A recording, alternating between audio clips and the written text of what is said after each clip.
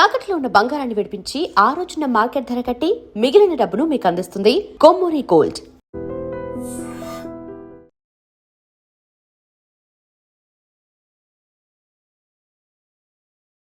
నమస్తే, welcome to I dream. నా పేరు వలి. ప్రస్తుతం లైవ్ కాల్ లో జాయిన్ అయ్యారు మార్కెట్ అనలిస్ట్ జీవి సత్యనారాయణ గారు. సార్తో మాట్లాడదాం. సార్ నమస్కారం. నమస్తే సార్, బంగారం వెండి ధరలు భారీ కుదుపుకు గురవుతున్నటువంటి పరిస్థితి ఉంది. బంగారం అయితే 14,000 రూపాయలు తగ్గింది. అలాగే వెండి అయితే కిలో మీద 28,000 రూపాయలు సార్. 28,000 రూపాయలు తగ్గినటువంటి పరిస్థితి ఉంది. అంటే ఒకవైపు వారు జరుగుతోంది, అది చాలా ఉధృతంగా జరుగుతుంది. ఎక్కడైనా వారుంటే బంగారం వెండి ధరలు పెరుగుతాయి అంటారు. కానీ ఇంత భారీగా పతనం అవటానికి కారణం ఏంటి? అసలు భవిష్యత్తులో ఎంతవరకు ఇది దిగే అవకాశం ఉంది, ఏమంటారు సార్?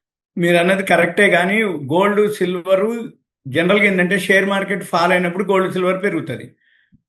షేర్ మార్కెట్ పాజిటివ్ ఉన్నప్పుడు gold silver negative, share market negative ఉన్నప్పుడు గోల్డ్ సిల్వర్ పాజిటివ్. కానీ ఇప్పుడు రెండు నెగిటివే. ఎందుకు అంటే ఒకప్పుడు ఏదైతే ట్రంప్ సుంకాలు టారిఫ్లు అన్నాడో ఆ టైంలో ఏం జరిగేది? షేర్ మార్కెట్ ఫాల్ అయింది, గోల్డ్ సిల్వర్ పాజిటివ్లోకి రావడం జరిగింది.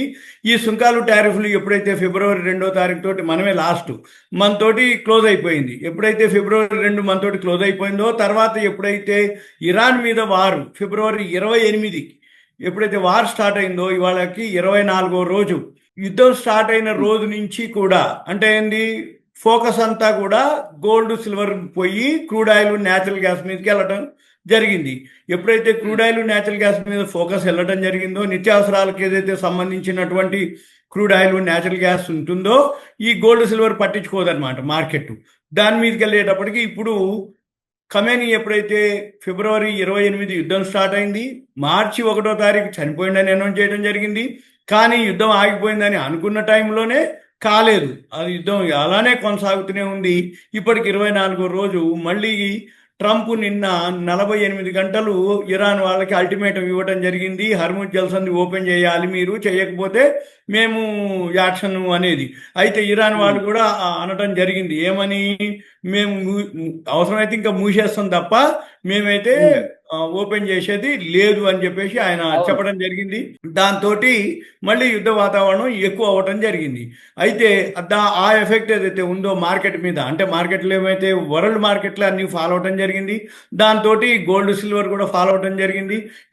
ఎప్పుడైతే ఈ గోల్డ్ సిల్వర్ ఫాలో అవటం జరిగిందో మన మార్కెట్లు మామూలుగా కాదు, భారీగా ఫాలో అవటం జరుగుతుంది. ఇప్పుడు ఉదాహరణకి మన మార్కెట్లో 1900 పాయింట్లు మైనస్లోనే ఉంది. ఉదయం అయితే ఇంకా మైనస్లోనే, అంటే 30 కంపెనీలు ఏవైతే బిఎస్సి సెన్సెక్స్ ఉంటాయో 30 కూడా మైనస్లోనే ఉన్నాయి. రూపాయి ఏదైతే ఆల్ టైమ్ లోకి రావటం జరిగింది, రూపాయి ఆల్ టైమ్ లోకి రాగానే డాలర్ స్ట్రాంగ్ అయినట్టు తెలుస్తుంది. ఈ డాలర్ స్ట్రాంగ్ అయినప్పుడు సాఫ్ట్వేర్ కంపెనీలకి బెనిఫిట్ అవుతుంది. ఇప్పుడిప్పుడే కొంచెం రికవరీ అవ్వడం జరిగింది. అంటే ఉదయం 30 కంపెనీలు మైనస్లోనే ఉన్నాయి, ఓన్లీ సాఫ్ట్వేర్ కంపెనీల వరకు కొంచెం పాజిటివ్లోనే ఉన్నాయి. 624 పాయింట్లు ఇప్పుడు నిఫ్టీ మైనస్లో ఉంది. బిఎస్సి సెన్సెక్స్ వచ్చి 1946 మైనస్లో ఉంది. నిఫ్టీ 500 682, నిఫ్టీ బ్యాంక్ వచ్చి 1744. ఐటీ కూడా కొంచెం అంటే తక్కువ పడ్డది, నెగిటివ్లోనే ఉంది కానీ తక్కువ, 103 పాయింట్లు మైనస్లోనే ట్రేడ్ అవుతుంది.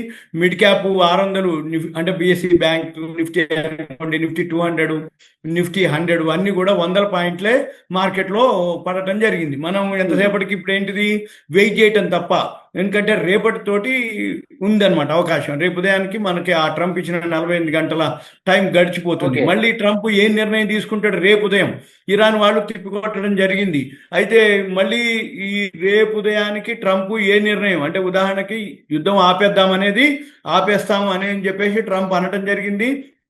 కానీ ఇజ్రాయెల్ వాళ్ళు మళ్ళీ ఇరాన్ మీద దాడి చేయడం జరిగింది. ఇజ్రాయెల్ వాళ్ళు దాడి చేస్తే ట్రంప్ అనటం కూడా జరిగింది, ఏమని? నాకు తెలియకుండానే వీళ్ళు దాడి చేసారని అనటం జరిగింది. మళ్ళీ ఇప్పుడు ఇరాన్ వాళ్ళు ఏదైతే ఉన్నారో ఈ దాడి ఇంకా కొనసాగుతుందని అనటం జరుగుతుంది. ఎప్పుడైతే ఈ యుద్ధ వాతావరణం 48 గంటలు డెడ్లైన్ ఇచ్చారు, వీళ్ళు వినటం లేదు. 48 గంటల తర్వాత హోరాహోరీగా యుద్ధం జరిగితే వాళ్ళ విద్యుత్ కేంద్రాల మీద కూడా దాడి చేసేస్తామని ట్రంప్ అన్నాడు. కాబట్టి అదే జరిగితే ఉద్రిక్తత ఇంకా పై స్థాయికి వెళ్తే ఏంటి? అవును, ఇంకా ఇప్పుడు ఈ యుద్ధం క్లోజ్ అయ్యేంత వరకు ఐక్యరాజ్య సమితి కూడా వాళ్ళ నోటీస్కి ఇవ్వటం జరిగింది, అంటే వాళ్ళ దృష్టికి తీసుకెళ్ళటం జరిగింది. ఇప్పుడు ఐక్యరాజ్య సమితి వాళ్ళు ఏం చెప్తారు? రెండోది యుద్ధం ఆగుద్దా, కంటిన్యూ అయిద్దా? అయితే వాళ్ళు ఏమంటారు, ఇరాన్ వాళ్ళు హర్ముజ్ జల్సాన్ని మూసేసేది లేదు, అదే తెరిచేది లేదు, అవసరమైతే మూస్తాం. ఈ మిత్ర దేశాలకు ఏవైతే ఉన్నాయో అవి ఓకే, ఆ నౌకల్ని పంపించేస్తాం. ఒకవేళ అమెరికాకు సంబంధించినవి కానీ వాళ్ళ మిత్ర దేశాలకు సంబంధించిన నౌకలు ఏదైతే హర్ముజ్ జల్సంద్ నుంచి కనుక వెళ్తే 18 కోట్ల రూపాయలు కూడా 18 కోట్ల ఆ, రూపాయలు అంటే కొన్ని డాలర్లు అనమాట అవి. అందుకని అవి పోతే అవి పెనాల్టీ మాదిరి వేస్తాం అన్నట్టుగా వాళ్ళు మాట్లాడడం కూడా జరిగింది. ఈ హర్ముజ్ జల్సంది మనం ఏదైతే ఉందో అది ఓపెన్ అయ్యేంత వరకు అది అంటే అప్పటి వరకు అంటే ఇరాన్ ఇన్ఫ్లేషన్ పెరుగుతుంది, అమెరికా ఇన్ఫ్లేషన్ పెరుగుతుంది, ఎకానమీ స్లో డౌన్ అవుతుంది, రూపాయి మనది వీక్ అయిపోతుంది, వరల్డ్ మార్కెట్లు అన్నీ కూడా మామూలుగా అంటే ఈ నష్టాలు ఎప్పుడైతే కంటిన్యూగా జరుగుతూ ఉంటాయో అప్పటి వరకు అంటే ఎప్పుడైతే రూపాయి వీక్ అయిపోతుందో ఇన్ఫ్లేషన్ పెరుగుతుంది, ట్రాన్స్పోర్టేషన్ పెరుగుతుంది, ఆటోమేటిక్గా ఎకానమీ స్లో డౌన్ అయిపోతుంది. ఇంకా రాబోయే రోజుల్లో ఇంకా అంటే మన షేర్ మార్కెట్ కూడా ఇంకా గడ్డు రోజులే అనుకోవాలి. ఎందుకంటే ఇప్పుడు సుంకాలు టారిఫ్లు అన్న దగ్గర నుంచి షేర్ మార్కెట్ పోయింది. ఇప్పుడు ఫిబ్రవరి 2వ తారీఖు ఎప్పుడైతే సుంకాలు టారిఫ్ మంది క్లియర్ అయిందని అనుకొని మన మార్కెట్లో కొంచెం ఉందనేటప్పటికీ ఇరాన్ మీద వార్ అన్నారు. ఇప్పుడు ఒకవేళ ఇరాన్ మీద వారు ఆగినా మళ్ళీ క్యూబా మీద అంటుండు ట్రంప్.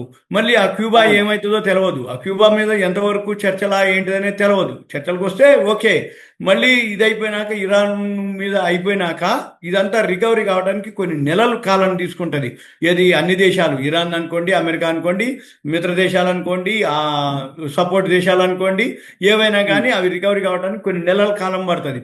ఆ లోపలనే ఇంకా జరగవలసిన నష్టాలు అన్నీ జరిగిపోయినాయి ఆల్రెడీ. ఇప్పుడు కరోనా టైంలో పరిస్థితుల్లో బంగారం వెండి ధరలు ఇంకా తగ్గే అవకాశం ఉంది, ₹1,00,000 వరకు కూడా దిగజారే అవకాశం ఉంది తులం బంగారం అని చెప్పి అనుకుంటా ఉన్నారు సార్. నిజంగా ఒక సీనియర్ మార్కెట్ అనలిస్ట్ గా మీరే చెప్పాలి ఏం జరగబోతుంది అనేది.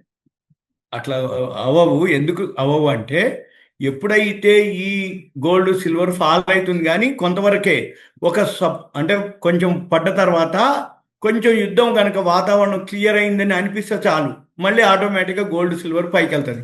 అయితే ₹1,00,000 రావాలి అని అంటే ₹1,00,000 లోపుకి రావాలి అంటే ఈ క్రూడ్ ఆయిల్ ఇంకా పెరగాలన్నట్టు. అంటే ఏంది, యుద్ధ వాతావరణం సీరియస్ అయ్యి ఇప్పుడు $108, $110 ఉన్నటువంటిది ఇప్పుడు ఇరాన్ వాళ్ళు ఏమంటారు, ఇలానే కనుక యుద్ధం కొనసాగితే $150, $180, $200 కూడా వెళ్తుంది అని అంటారు. అప్పుడు కనుక వెళ్తే మీరు అన్నట్టు 1,00,000కి వస్తుందా, 1,00,000 లోపు వస్తుందా అనేది కాదు. అయితే మనం చూడవలసింది ఏంది, గోల్డ్ సిల్వర్ జనవరి 29 ఆల్ టైమ్ హైకి వెళ్ళడం జరిగింది. 4,29,000కి వెళ్ళింది ఏది సిల్వర్. జనవరి 30 నుంచి ఫాల్ స్టార్ట్ అయింది.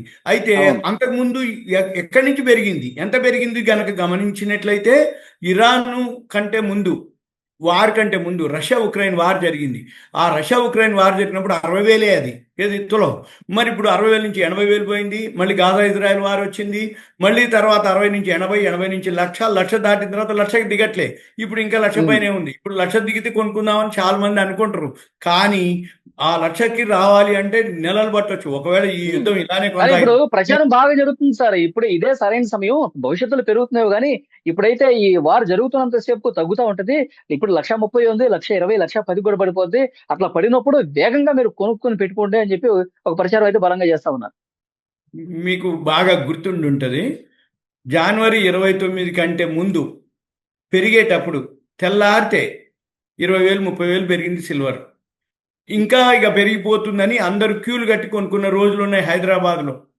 ఏది, బంగారం షాపుల ముందు 2-3 గంటలు వెయిట్ చేసి ఇక దొరకదు మనకు అని కొనుక్కోవడం జరిగింది. పడేటప్పుడు ఏం చెప్తారు తెలుసా, ఇంకా పడుతుంది, ఇంకా పడుతుంది, 1,00,000 వస్తుంది అంటారు. 1,00,000కి వస్తే 80,000 వస్తుంది అని చెప్తారు. 80,000 అట్లా వచ్చే క్వశ్చనే లేదు, రానే అవకాశాలు కూడా తక్కువ. ఎందుకు అంటే ఎప్పుడైనా కానీ production, usage, demand, supply, inventories, నిల్వలు, ఈ ఈ ఐదిటికి ఎక్కడ మిస్ మ్యాచ్ అయినప్పుడే ఈ ధరల్లో వ్యత్యాసం ఉంటుంది, లేకపోతే ఉండదు. ఇప్పుడు క్రూడ్ ఆయిల్ పెరిగింది, ఇప్పుడు అందరు క్రూడ్ ఆయిల్ మీద ఫోకస్ పెట్టారు. రోజు క్రూడ్ ఆయిల్ పెరుగుతుంది అనగానే ఇంకా పెరుగుతుంది. ఇప్పుడు గ్యాస్ ఎందుకు షార్టేజ్ వచ్చింది, పెట్రోల్ ఎందుకు అంటే ఈ క్రూడ్ ఆయిల్ ఏదైతే ఉందో, గ్యాస్ ఏదైతే ఉందో అంతకుముందు మామూలుగా ఇస్తున్నారు కాబట్టి ఎవరు బుక్ చేయరు. 2 సిలిండర్లు ఉన్నా కానీ ఉట్టిగానే ఉంటారు, బుక్ చేస్తే నెక్స్ట్ డే వచ్చేస్తుందని. అయితే ఇప్పుడు ఏంది, ఇంకో సిలిండర్ ఉంది కొత్తగా, అంటే స్పేర్ ఉన్నా కానీ నడుస్తున్నా కానీ అయిపోకపోయినా కానీ ఇద్దరున్న ఫ్యామిలీ వాళ్ళు కూడా మళ్ళీ ఉన్న స్పేర్ సిలిండర్ని బుక్ చేసుకొని తెచ్చుకుంటారు. ఎందుకు, ఏమోలే ఎందుకులే అని. అంటే ఇది ఆర్టిఫిషియల్గా ఏమవుతుంది, అవసరం లేకపోయినా కానీ నిల్వలు పెట్టుకోవడం జరుగుతుంది. ఇంకొకటి దీంతో పాటు ఏం జరుగుతుంది, ఇప్పుడు ఆల్రెడీ పెట్రోల్ వరకు అయితే పెంచడం జరిగింది, మళ్ళీ పెట్రోల్ పెంచుతారు, డీజిల్ పెంచుతారు అనేది, గ్యాస్ అయితే ఆల్రెడీ పెంచేయడం జరిగింది. ఒకసారి కనుక పెంచిన తర్వాత తగ్గడం అనేది చాలా కష్టం. ఒకసారి గ్యాస్ కానీ పెరిగిన తర్వాత ఇప్పుడు హోటల్స్ వాటిల్లో ఏం చేసేసిర్రు, గ్యాస్ సెస్ అని చెప్పేసి 10 రూపాయలు 20 రూపాయలు యాడ్ చేసేసిర్రు హోటళ్ళల్లో. అవును. బ్లాక్ లో అవును. అమ్మటం, బ్లాక్ లో కొనటం, ఎందుకంటే వాళ్ళు సర్వీస్ ఇవ్వాలి. మొన్నటిదాకా ఏంటిది, మామూలుగా ఉన్నప్పుడు మామూలుగానే రేట్లు ఉన్నాయి, ఇప్పుడు గ్యాస్ మాకు దొరకట్లేదు, షార్టేజ్ ఉంది కాబట్టి ఒక 10 రూపాయలు 20 రూపాయలు తినేవాళ్ళు కూడా పెద్ద పట్టించుకోరు, ఎందుకంటే వరల్డ్ మార్కెట్లోనే క్రూడ్ ఆయిల్ గ్యాస్ పెరిగింది కాబట్టి వీళ్ళు కూడా పెంచిరు అనేదే ఉంటుంది. ఒకసారి పెరిగి మళ్ళీ ఒక రెండు మూడు నెలల తర్వాత ఫ్రీ అయినా తగ్గించేది ఉండదు, ఎందుకంటే మళ్ళీ ఖర్చులు పెరిగిపోయినాయి, అది లాస్ ఉంది, ఇది లాస్ ఉందని ఒకసారి పెరగడమే.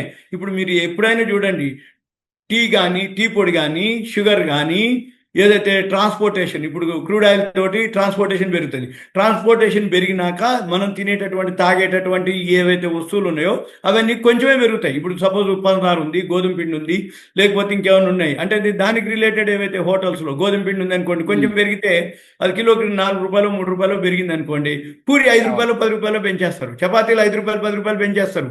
గ్యాస్ షార్టేజ్ ఉంది అనగానే ఉంటుంది, టీ పొడి పెరిగింది అనగానే టీ 5 రూపాయలు పెంచుతారు.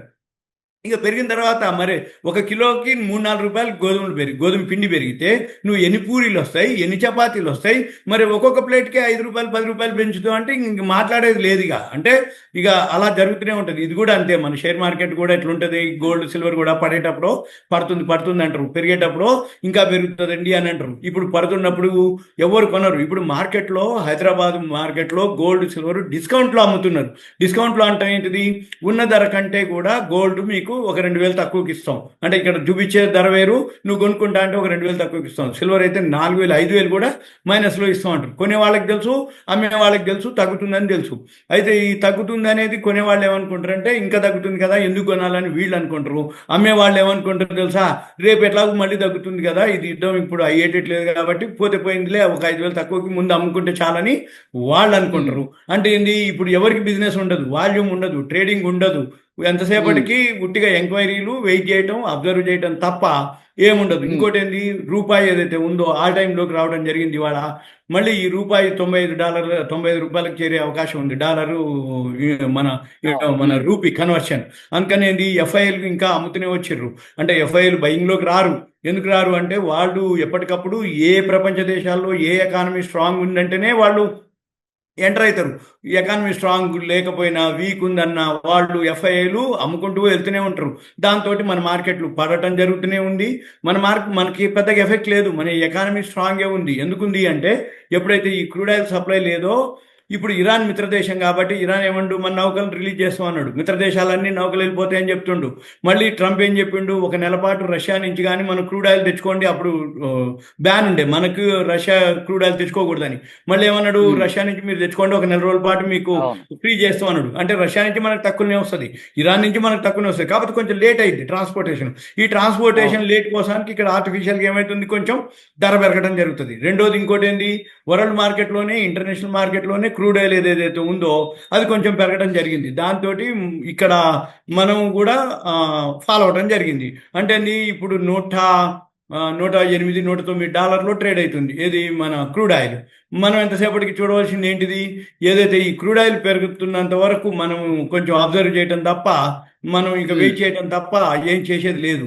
ఎందుకోసం అంటే ఎప్పుడైనా కానీ ఏం జరుగుతుంది, ఈ మార్కెట్లు ఏవైతే ఉన్నాయో మనం కాదు, ఇంటర్నేషనల్ మార్కెట్లను బేస్ చేసుకొని జరుగుతాయి. ఈ ఇంటర్నేషనల్ మార్కెట్లో ఏం జరుగుతుంది, ఇప్పుడు 109 ఒక 3% పెరిగింది ఏది, క్రూడ్ ఆయిల్. దాంతో కొంచెం అంటే ఎప్పుడైతే ఏ రోజుకి ఆ రోజు ఎప్పటికప్పుడు ట్రంప్ నిర్ణయాలు ఏమేంటి, ఇరాన్ ఏంటిది, కాకపోతే ఇప్పుడు చాలా అడ్వాన్స్ అయిపోయింది. ఏం చెప్తున్నా మనకి మినిట్స్లో మనకి ఇన్ఫర్మేషన్ ఇచ్చేస్తుంది. అక్కడ ఇరాన్ అంటే తిప్పికొట్టిండని, లేకపోతే ట్రంప్ టారిఫ్ పెట్టిండని, అదే మన అల్టిమేటం ఇచ్చిండు ఇరాన్ మీద అని, ఆయన నాటో దేశాలని రిక్వెస్ట్ చేయటం, మీరు హర్ముజ్ జల్సంది ఓపెన్ చేయడానికి సపోర్ట్ చేయమని, మేము చేయమని అనటం. బ్రిటన్ వాళ్ళు కూడా ఇవాళ మాకేమీ లేదు, మీరు చూసుకోండి తప్ప మేమేమి నిన్ను సపోర్ట్ చేయటం, ఆయనకు సపోర్ట్ చేయటం అనేది లేదు అని వాళ్ళు అనౌన్స్ చేయటం. మన దగ్గరికి వచ్చేటప్పటికి మనమేమనం మనం వాళ్ళకి అందరికి తెలుసు, ఇప్పుడు అమెరికాకి తెలుసు, రష్యాకి తెలుసు, ఇరాన్కి తెలుసు. ఏది ఇండియా తటస్థ దేశం, మిత్ర దేశం తప్ప అమెరికాతోటి మిత్రతో ఉంటాం మనము, ఇరాన్ తోటి ఉంటాము, రష్యా తోటి ఉంటాము. ఇప్పుడు అమెరికా రష్యా ఆధిపత్యం కోసం ఏం చేస్తుంది, ఇరాన్కి సపోర్ట్ చేస్తుంది రష్యా అని చెప్పేసి ట్రంప్ అంటాడు. ఇప్పుడు ఆ రష్యా వాళ్ళు ఏమంటారు, నువ్వు ఉక్రెయిన్కి సపోర్ట్ చేస్తున్నావు కాబట్టి ఏది అమెరికా వాళ్ళు, అందుకని నేను ఇరాన్కి సపోర్ట్ చేస్తున్నా అని ఇండైరెక్ట్గా న్యూస్ వస్తూ ఉంటాయి. అయితే ఎవరెవరికి సపోర్ట్ చేస్తున్నారు ఏంటిది అనే దానికి ప్రతి దేశానికి ఏదో ఒక ఇష్యూలు ఎప్పుడు ఉన్నాయి. ఇప్పుడు రష్యా ఉక్రెయిన్ వారు, లేకపోతే ఇప్పుడు అమెరికా, అవును సార్, ఇప్పటిది కాదు ఇరాన్ అమెరికా, ఇప్పుడు ఈ రోజు కాదు దశాబ్దాల నుంచి నడుస్తుంది. ఇప్పుడు సపోజ్ అంతకుముందు అంటే వరల్డ్ ట్రేడ్ సెంటర్ కూల్చటం కానీ, అప్పుడు మళ్ళీ జరగటం కానీ, ఇవన్నీ కూడా అప్పటి నుంచి జరుగుతున్నాయి. ఇప్పుడు చైనాకు వచ్చేటప్పటికి ఏం లేదు, చైనా తైవాన్ ఎప్పుడు మళ్ళీ జరుగుతుంది, గాజా ఇజ్రాయెల్ వార్ జరుగుతూనే ఉంది. మళ్ళీ మనకు వచ్చేటప్పటికి పాకిస్తాన్ మన బోర్డర్ ఉంటూనే ఉంటుంది. మళ్ళీ పాకిస్తాన్ మన ఇండియా చైనా మళ్ళీ బోర్డర్ ఇష్యూలు మళ్ళీ మనవి ఉంటూనే అవును. ఉంటాయి. అంటే ప్రతి దేశానికి ఎక్కడో ఒక దగ్గర ఇవన్నీ జరుగుతూనే ఉంటాయి. ఇక మన పని ఎంతసేపటికి ఏంటిది, ఏవి క్లియర్ అవుతాయి, ఏవి సెటిల్ అవుతాయి, మళ్ళీ ఒకటి అయిపోగానే ఇంకొకటి, ఇవన్నీ అయ్యేంత వరకు. ఇవన్నిటికంటే కూడా మెయిన్ ఇప్పుడు ఒక 4 ఏళ్ళు ఫెయిర్గా ఉండే ఏది రష్యా ఉక్రెయిన్ వార్ తప్ప, ఈ జో బైడెన్ ఉన్నప్పుడు మామూలుగా ఉండే. ఇప్పుడు జో బైడెన్ పోయినాక, ట్రంప్ వచ్చినాక మళ్ళీ ఆయన ఇంకొక 2 సంవత్సరాలు, 9 నెలలు 8 నెలలు ఉంటాడు. అయితే 2 సంవత్సరాల వరకు ఇంకా ఆలోచించాలి.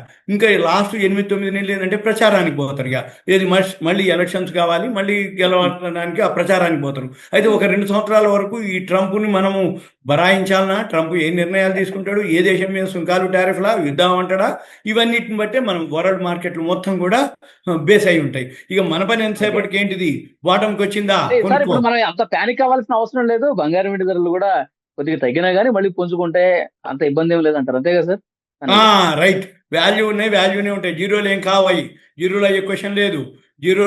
జీరోలు అవడానికి ఉండదు. ఎందుకంటే బాటంకి వచ్చినప్పుడు సపోర్ట్ ఉంటుంది, వాల్యూ ఉన్న స్టాక్స్ ఉన్నాయి. షేర్ మార్కెట్లో వాల్యూ ఉన్న స్టాక్స్ ఉంటాయి. వాల్యూ ఉన్న స్టాక్స్ బాటంకి వచ్చినా మళ్ళీ పెరుగుతాయి. ఇప్పుడు మీకు ఉదాహరణకి ఇటువంటివి ఇంకో వీడియోలో ఇంకోసారి మనం డిస్కస్ చేద్దాం. ఎలాంటి అంటే 1992 హర్షద్ మెహతా స్కామ్ జరిగింది. 1996లో ఫైనాన్స్ కంపెనీలో భూమి వచ్చింది. Y2K 2000 సంవత్సరంలో Y2K సాల్వ్ అయిన తర్వాత మార్కెట్ పోయింది. మళ్ళీ కేతన్ పరీక్ స్కామ్ జరిగింది 2001లో. మళ్ళీ 2000లో మళ్ళీ తర్వాత వరల్డ్ ట్రేడ్ సెంటర్ కూలింది. మళ్ళీ 2008లో వరల్డ్లో మొత్తం లేమాన్ బ్రదర్స్ అని రియల్ ఎస్టేట్ స్కామ్ జరిగింది. 2009లో సత్యం కంప్యూటర్ స్కామ్ జరిగింది. ఇట్లా ప్రతి 5-6 ఏళ్లకు 4 ఏళ్లకు ఒకసారి ఏదో ఒకటి జరుగుతుంది. ఇప్పుడు కరోనా వచ్చింది. కరోనా వచ్చినప్పుడు వరల్డ్ ఎకానమీ మొత్తం పోయింది. మళ్ళీ వితిన్ 1 year 2 yearsలోనే మళ్ళీ మార్కెట్ మొత్తం బౌన్స్ బ్యాక్ అయిపోయింది. మొన్న ఈ మధ్యకాలంలో కూడా మార్కెట్ ఆల్ టైమ్ హైకి రావడం జరిగింది. మళ్ళీ ఇప్పుడు పడగానే అందరూ ప్యానిక్ అయిపోతారు. ఎక్కడ ప్యానిక్ అయిపోతారంటే అవగాహన లేక, దాని వాల్యూని గుర్తుపట్టక, ఈ పెరిగినప్పుడు బాగా పెరిగింది. ఇప్పుడు ఉదాహరణ గోల్డ్ సిల్వరే ఉంది, తగ్గినప్పుడు 60,000 అప్పుడు 70,000 అప్పుడు మామూలు అప్పుడు ఎవరు కొనరు. ఇక 4 లక్షలు దాటిపోయింది అనగానే టీవీలు అనుకోండి, ఛానల్స్ అనుకోండి, పేపర్లు అనుకోండి, మ్యాగజైన్లు అనుకోండి, టీవీ ఓపెన్ చేసిన పేపర్ పెట్టగానే 4 మనుషులు ఫంక్షన్లో కానీ 2 మనుషులు టీ స్టాల్ కాడ కలవగానే ఫస్ట్ మాట్లాడుకునేది ఇదే, గోల్డ్ సిల్వర్ ఇంకా పెరుగుతుందట, నువ్వు ఇన్వెస్ట్ చేయరాదు, పోదాంపా, కొనుక్కుందాంపా, ఇంకా పెరుగుద్దట కదా అని చెప్పేసి అనేది ఉంటుంది. అంటే ఎక్కడికక్కడికి ఫండ్స్ ఎవరైతే ఉన్నాయో వాళ్ళందరూ ఆ పీక్లో హైలో కొనుక్కోవటం. ఇప్పుడు మళ్ళీ ఏం చేయాలనో తెలియదు. అయితే అప్పు తెచ్చిన వాళ్ళైతే వాళ్ళు క్లోజ్ చేసుకోవడం బెటర్ ఏమో. సొంత పైసలు ఉండి అనుకుంటే మళ్ళీ 2-3 ఏళ్ళకి ఎప్పుడో ఇవన్నీ సర్దుమణుగుతాయి. సర్దుమణిగినప్పుడు మళ్ళీ ఆ పాత ధరలు వస్తాయి. కాకపోతే అప్పటి వరకు వెయిట్ చేయగలిగితే ఓకే. యా, చూద్దాం సార్, నెక్స్ట్ పరిణామాల మీద మళ్ళీ మాట్లాడదాం. Thank you very much sir. Thank you.